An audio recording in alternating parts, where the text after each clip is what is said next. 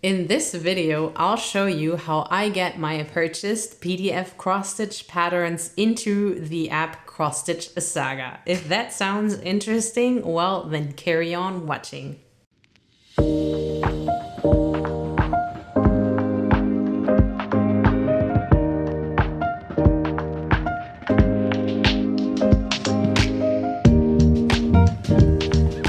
Welcome to the Carol Kirsch podcast. Today I have a floss tube extra for you guys where I want to show you my way of how I convert my PDF cross-stitch charts into a file format that is supported by the app Cross-Stitch Saga.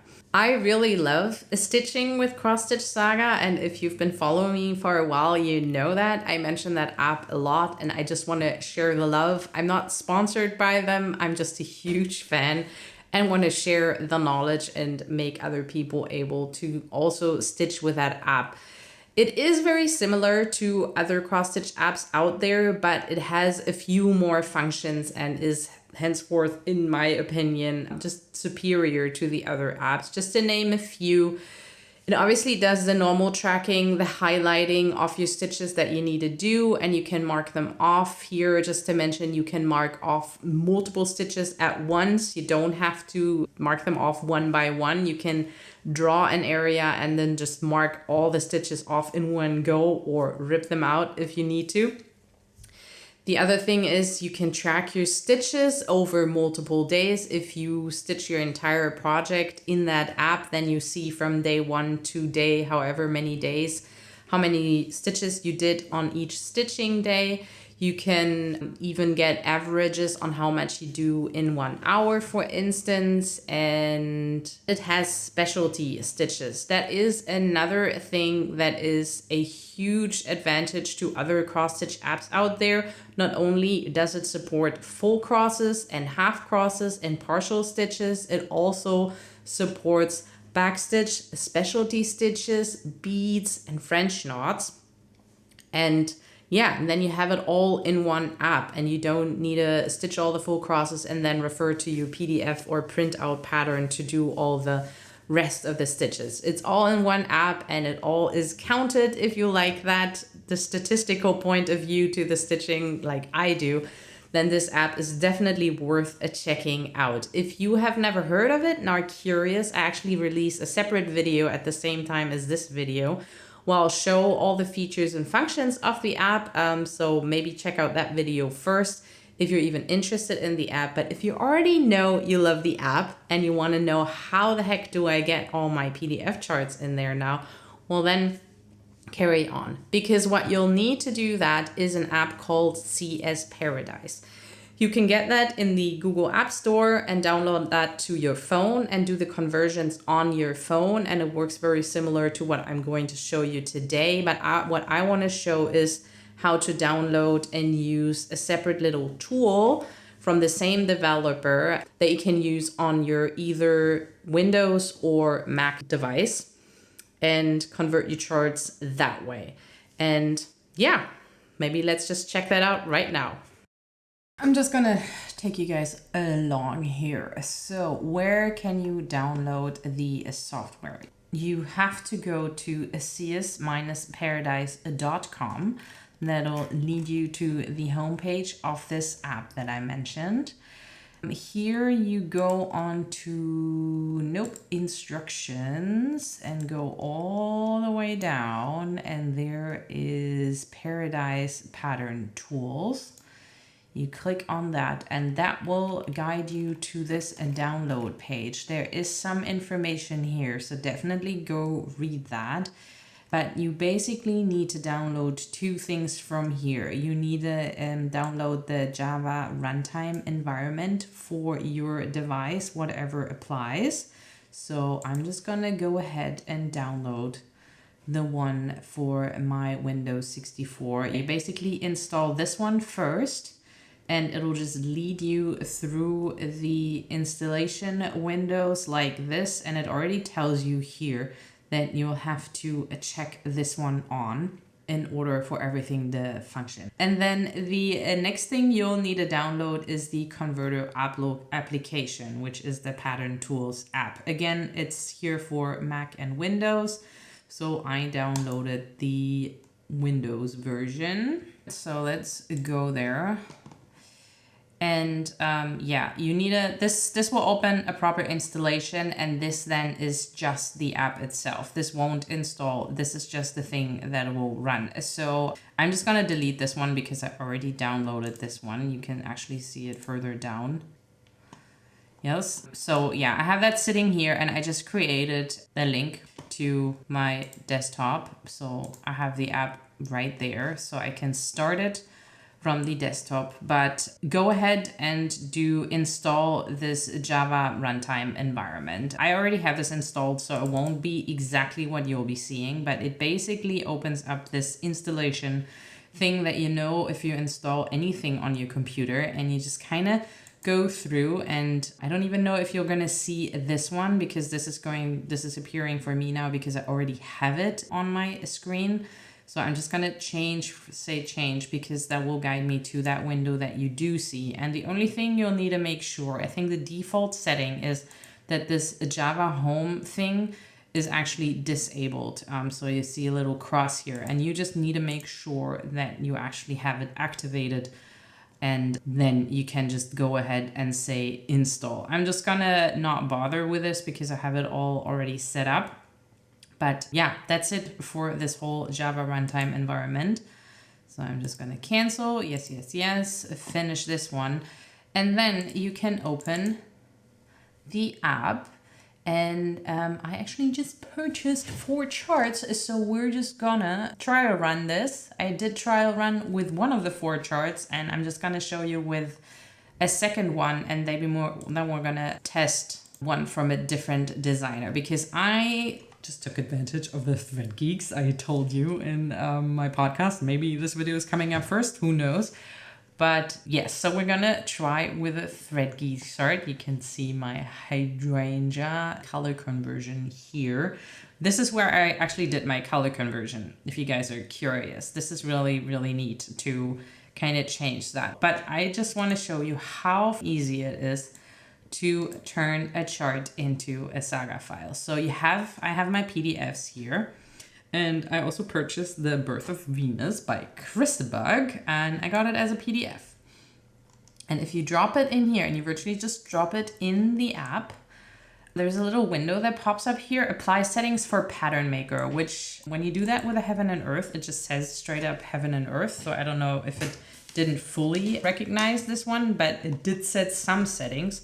But basically what you want to double check is that in this PDF tab here is where it reads in the PDF that some of these settings are correct. So you have these windows where you say where the chart pages are. So this one set it from 2 to 31. So you'll just double check it actually color codes the pages, and that's correct, right? So the last blue page here is 31, and that's where the last chart page is.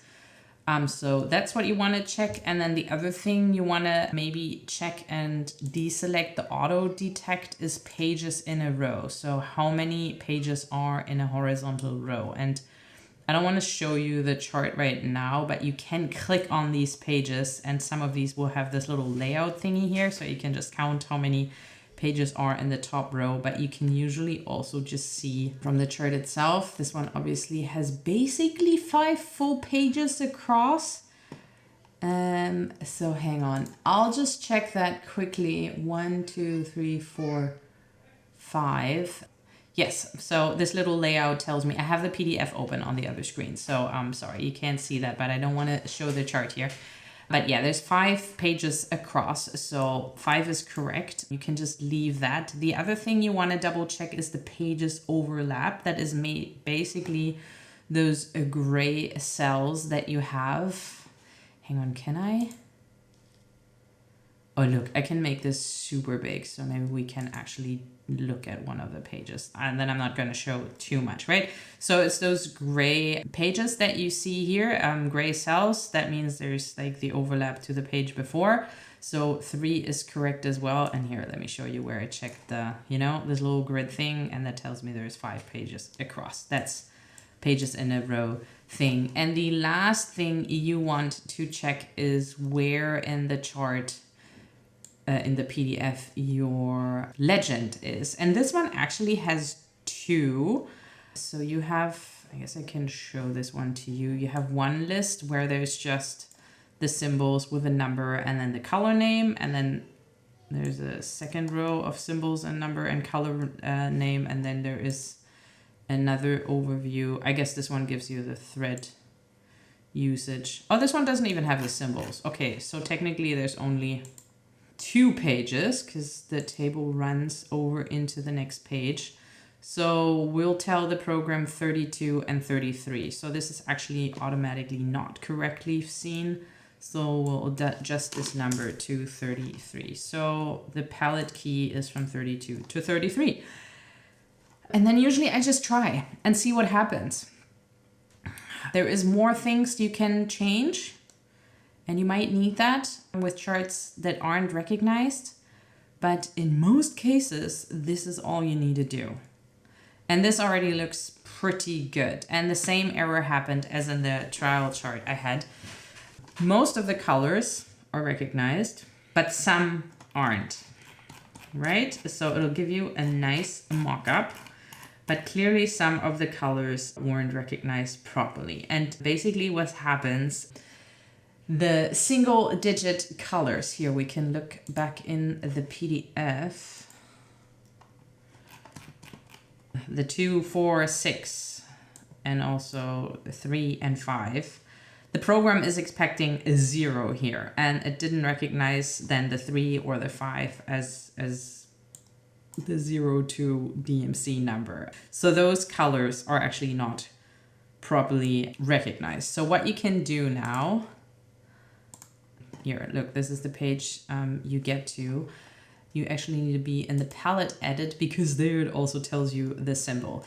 So the colors that weren't recognized properly, you can just manually match the color it is with the symbol on your legend. So this one should be 02. And the cool thing is it automatically goes to DMC if it finds it in the DMC. So you can just punch in the number DMC and say yes, and then it'll change the color. So this one is 03. The arrow is 04. This symbol is 05. And the last one it didn't get is the 06. And then the mock-up looks all pretty. And then you can go back here.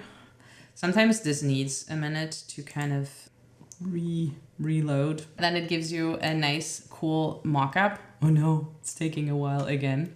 And the cool thing I like here, you can save the preview. So I'm just gonna go ahead and do that. So this one is Birth of Venus. I'm gonna save that. And what you also can do, obviously, save as a public DIZE pattern. And that is already what you need. So you actually don't need a .saga file. This DIZE file type isn't listed in the app, but it works with the app. So that's already it. You're done here. I also want to show you how easy it is, for instance, with a heaven and earth design chart. So let's just go there. Paid. Look, there's my Kokomo one. And watch the top right corner when I drop this in. See, apply settings for heaven and earth designs. So it recognizes the designer of this just from the formatting of the PDF and everything. And here you really don't need to do anything. You virtually can just say start processing. And you got your chart. It's as easy as that. It'll read all the colors properly, and yeah, it's pretty sweet. So you can virtually just say save as public DIZE. I mean, I already have that one. I don't have it saved here, so sure, I'll save it again. But I'm obviously already stitching on it. But yeah, it's really quite awesome. I love this app. Highly recommend. So go try that. Maybe we try one more that is also not so straightforward. And the other thing is, I also want to show you that it can do backstitch. I actually haven't tried with one with beads and stuff, but I'm assuming it would work the same. But here, look at my adjust your sales one. So you just drop the PDF, as we've seen a few times by now. But this one is a chart it won't recognize. This is an Etsy chart. And here I can make it a little bit smaller. But yeah, here you're gonna have to kind of adjust these numbers yourself. So the chart pages in this case are from page 3 to 6. 3 to 6.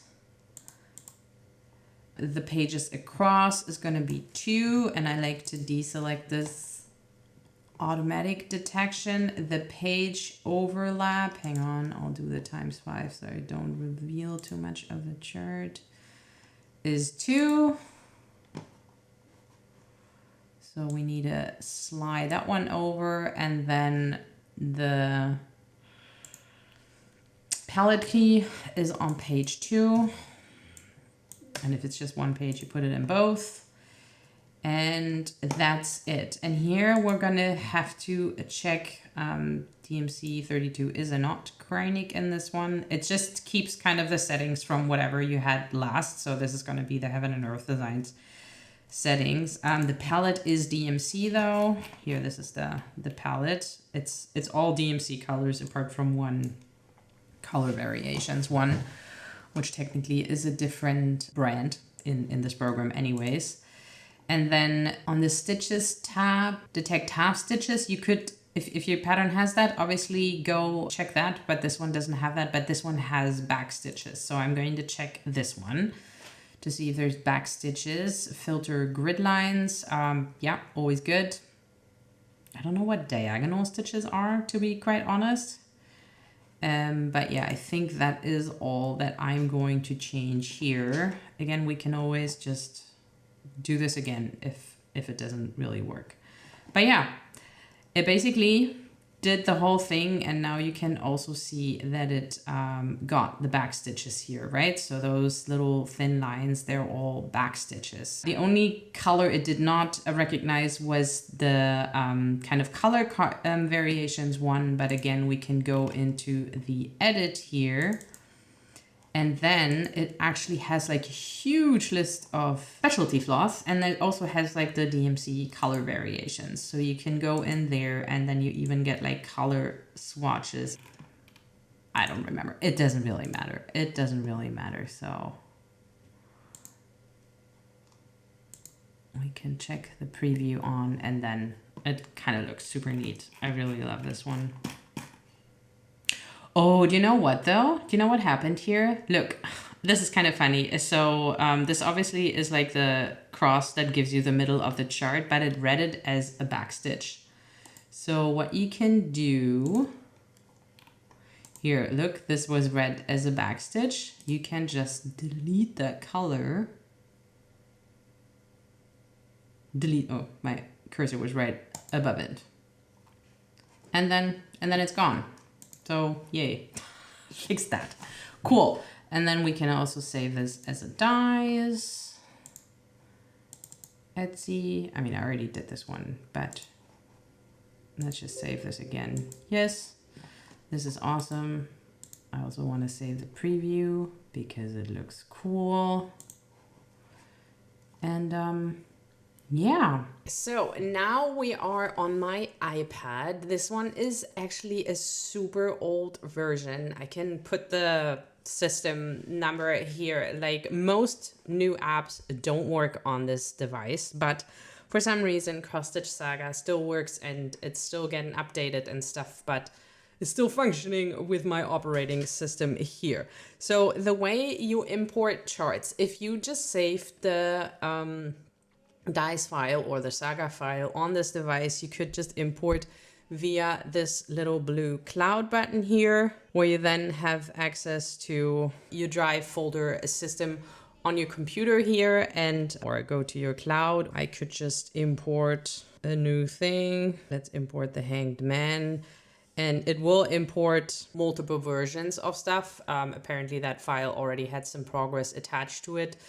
I don't want that, otherwise I'll get mixed up which versions I have here. So let me quickly delete that pattern again.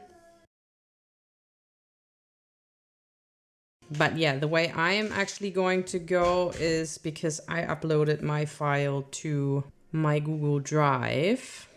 So let's quickly go there. So I uploaded the Birth of Venus to my Google Drive, so I can just download directly from here.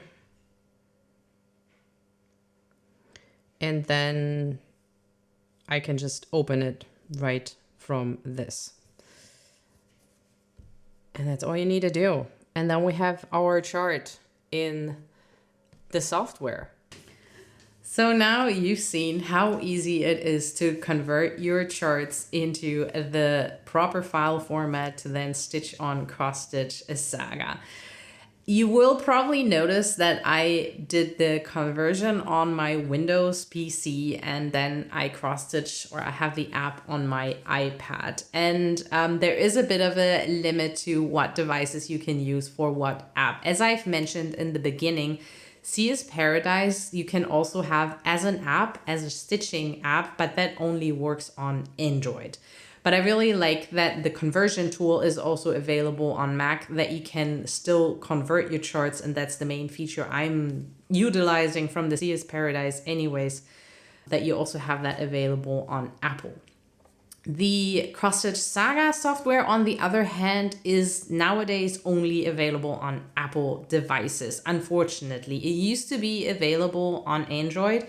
And if you have an old license, so if you purchased cross-stitch Saga via the Play Store at some point in the past, then you actually have the option, if it's not working right now for you, you have the option to go directly on their site and download the latest update to your phone and kind of override the Google Play Store, which is blocking you from using your app. And then it functions at least on the latest update that they put out. But as far as I know, they're not updating that anymore. And already back then, when they were both still supported, because it's a recent development, the Apple version was always more superior. They put out way more updates on the Mac version anyway. So I would highly recommend, if you have the opportunity to use a Mac device, definitely go for that. I'm using a super old iPad, which isn't functioning with most new apps these days, but for some reason the cross-stitch Saga still works on it. So if you can find an old iPad, that